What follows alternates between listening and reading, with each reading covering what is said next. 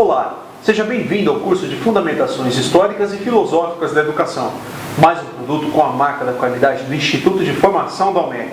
Durante as próximas aulas, vocês contarão com explicações aprofundadas, realizadas pelo filósofo professor Marcelo Soares, e com observações e pontuações sobre o assunto, realizadas pelo tutor do curso, professor Ellison Salles.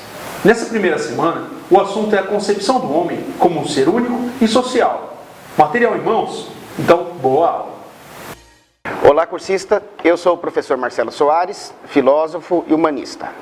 Hoje a nossa aula será sobre fundamentação filosófica e história da educação. E, para iniciarmos, falaremos da importância da fundamentação histórica e filosófica na educação. O homem é um ser social. Isso, Aristóteles já nos dizia. Mas, além de social, o homem também se encontra dentro da história. Isso quer dizer o quê? O homem ele não é isolado de contextos, ele não é isolado de tempos, ele não é isolado de circunstâncias. Isso tudo faz com que o homem seja, ao mesmo tempo, algo único e algo múltiplo. Único por quê? Ele traz em si toda uma unicidade de sua existência. E múltiplo por quê? Ele traz toda uma bagagem cultural e antropológica advinda pela história. Conhecendo os fundamentos daquilo que forma o homem, que forma a sociedade, nós somos capazes de melhor interferir na realidade, não somente nossa, mas também no rumo que nós queremos dar através da educação. Vamos principiar pela educação grega. Veja, os gregos, eles nos legaram, há mais ou menos 6 séculos antes de Cristo, as primeiras investigações. Nada tinham a ver sobre o homem. Porém, elas foram importantes, porque desencadearam a maneira de ver crítica e racional que foi usada pelos filósofos seguintes. Na Grécia, a educação, digamos, era um tanto elitista e dualista. Isso por quê? A pirâmide social da Grécia, ela era focada em algumas classes. Aqueles que trabalhavam, aqueles que eram escravos, comerciantes e aqueles que eram cidadãos. Agora, vejamos, o que seria o cidadão grego? O que isso tem a ver com a educação?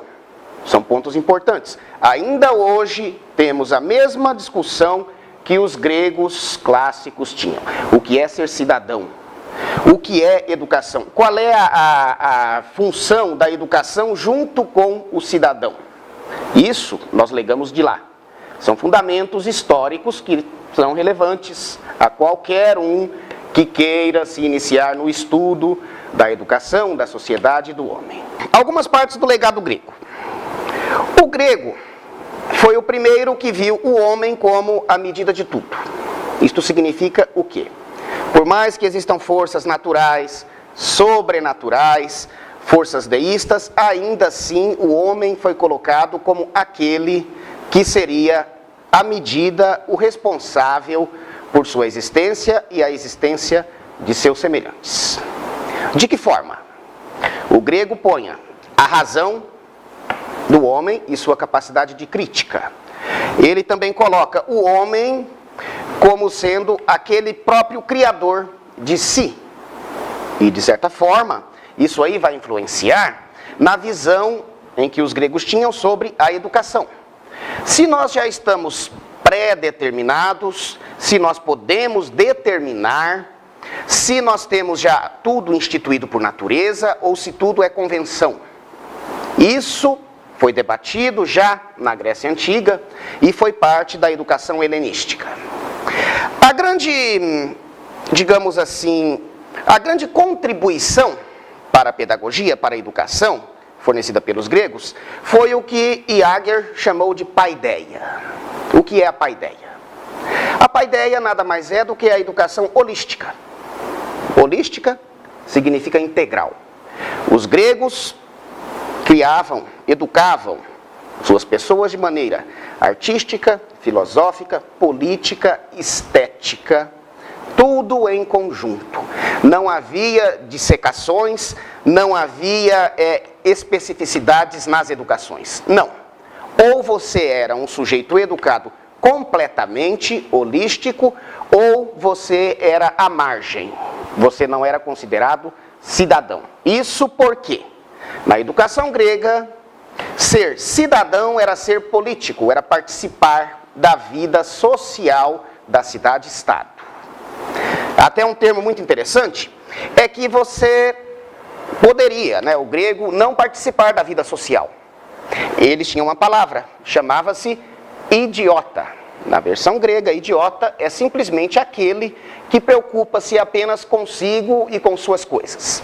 É o contrário de políticos, que é aquele que participa da vida social da cidade. Isto é, aquele que vai às festas, que vai às convenções, na elaboração das leis, e também aquele que opina na tribuna.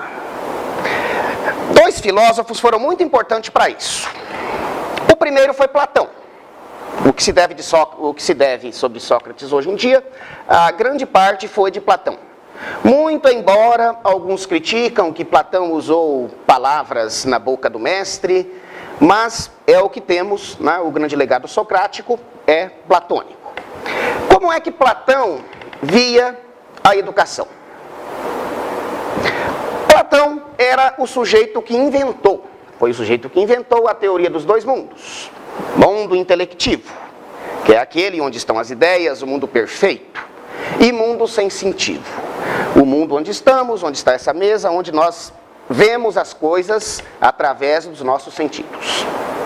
E nessa visão, o que seria a educação para Platão? A educação seria naturalizada, ou seja, a maneira como a cidade se comporta, assim deveria seguir a educação. Se a cidade se comporta com classes sociais diferenciadas, escravo, servo, comerciante, homem livre, a educação deveria ser igual para eles. O escravo, educação escrava, o servo, educação de servo, o comerciante, educação de comerciante. E a elite, haveria tempo para a educação filosófica, que era a educação apenas para aquela pequena classe de elitistas, por assim dizer. Não se podia trabalhar. O trabalho, inclusive, era visto pelo grego clássico como algo desonroso. O homem livre não era honrado se ele trabalhasse. Ele deveria apenas preocupar-se em filosofar ou em aprender matemática.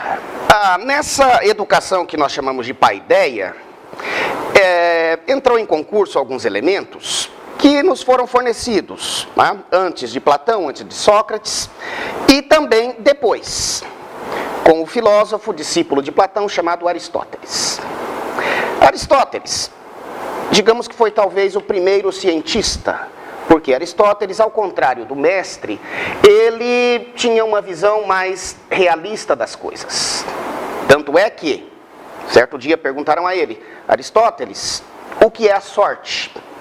Pensando que Aristóteles ia fazer como Platão, fazer uma longa narração, Aristóteles simplesmente disse, sorte é você estar na guerra e a flecha atingir alguém do teu lado. Então, a visão realística desse filósofo acabou influenciando muito a educação dos gregos, a compor os elementos da paideia. De que maneira? Aristóteles, como via a natureza, ele começou a desconfiar que algumas ideias de seus antecessores eram meio distorcidas. Um exemplo disso, para Platão, a ordem, as normas, as leis eram cópias de um mundo sobrenatural. Aristóteles dizia que não. A ordem, as leis, as normas, elas foram estatuídas por homens. Uma vez que elas foram elaboradas por homens, esses mesmos homens podem mudá-las, podem reelaborá-las. Assim também era a educação. Para ele, se a educação não servia, se a educação não trazia dignidade, o homem poderia buscar uma educação diferente. Não mais aquela educação de sua classe escrava, de sua classe comerciante, de sua classe elota. Não. Ele poderia buscar outros modos de se educar. Entretanto, algo era estranho na Grécia sobre a educação. Por que apenas alguns, num sistema democrático, participavam da democracia?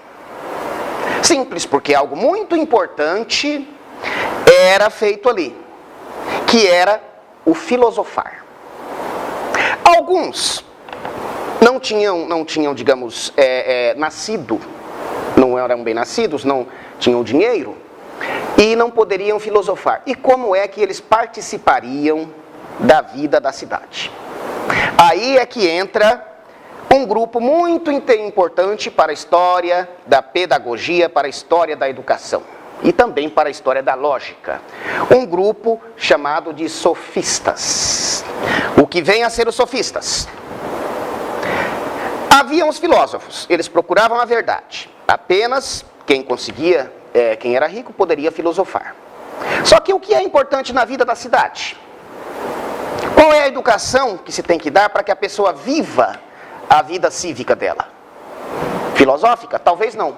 Os sofistas chegaram e diziam: não, o importante na nossa cidade-estado, o importante aqui em Atenas ou em outra cidade qualquer, é saber falar.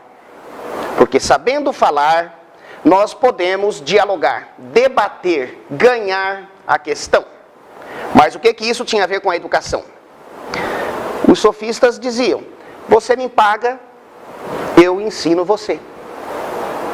Não era como os filósofos, que apenas os ricos poderiam. Aqui não, como sofistas, poderia se pagar.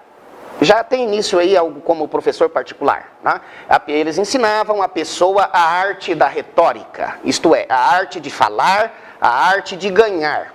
Até mesmo, como bem depois explicou Kant, né? De ganhar sem ter razão. E isso foi de grande importância. Por quê?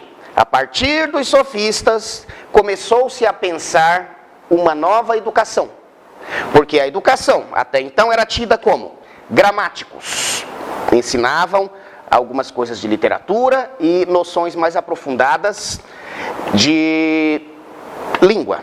E didáscalos. Didáscalos era o especialista em ensinar os fundamentos da língua grega. E aí vinha quem? Um escravo, que conduzia o indivíduo, a criança, o adolescente, na vida. Esse era chamado de pedagogo. Esse escravo que tinha a importante missão de levar a criança na vida cívica, de levar aos esportes, de levar ao ginásio, de levar aos comícios, de levar à praça, de levar à escola. Então, esse era o tripé da educação, digamos assim, da pedagogia grega. O gramáticos, o didáscalos e o pedagogo. Qual era a importância do pedagogo? Ele não ensinava gramática, ele não era especialista em retórica, ele não era especialista em coisa alguma.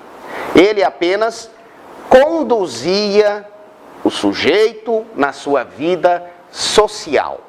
E isso era o quê?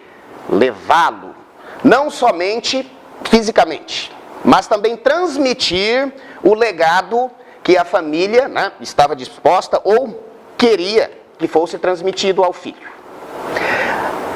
Aí ocorre algo muito interessante em toda essa educação grega. Mais ou menos por volta do século I depois de Cristo, tem início uma certa decadência da cultura helena. Isso por quê? Teve as guerras do Peloponeso, as guerras de Esparta contra Atenas e também Alexandre o Grande, né? Invadindo a Macedônia, agrega isso ao seu império. Mas aí chega o Império Romano. E aquela educação grega, ela começa a entrar em decadência.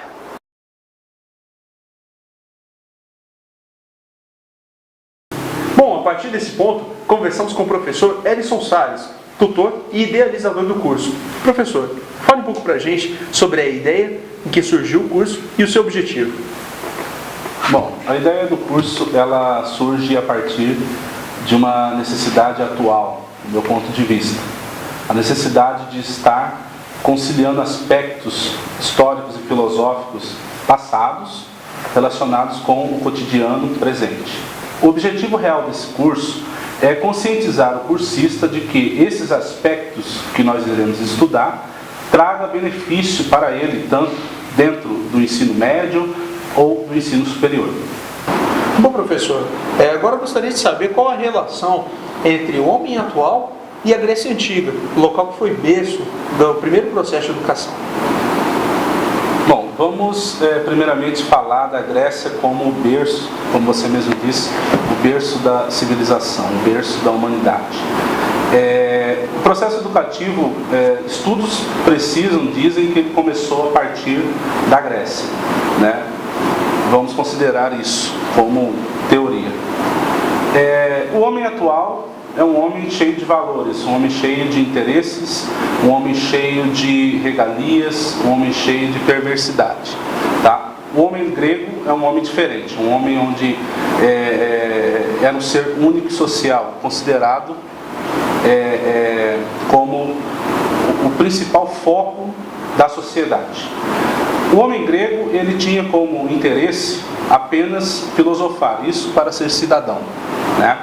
Essa era a concepção dos mais intelectuais. O homem atual ele tem interesse próprio, mas concilia tudo aquilo que já foi estudado na Grécia, tudo aquilo que vem do grego, mas com aspectos e com objetivos diferentes.